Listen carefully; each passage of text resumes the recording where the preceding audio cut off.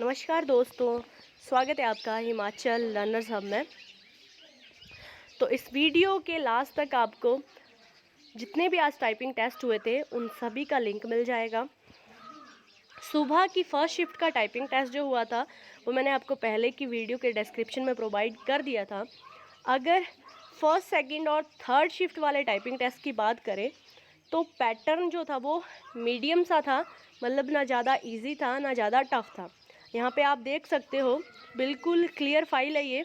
अगर आपका भी टाइपिंग टेस्ट अब अपकमिंग वीक्स में है या फिर अपकमिंग डेज़ में है तो आप यहाँ से पीडीएफ डाउनलोड कर सकते हो और अपनी टाइपिंग टेस्ट की तैयारी कर सकते हो।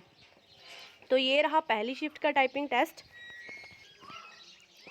देन ये रहा फिफ्थ और सिक्स्थ शिफ्टिंग का टाइपिंग टेस्ट, और बाकी जो थर्ड फोर्थ का था वो भी आपको लिंक मिल जाएगा डिस्क्रिप्शन बॉक्स में। तो डिस्क्रिप्शन बॉक्स में मैंने सारी शिफ्ट्स के टाइपिंग टेस्ट डाल दिए हैं।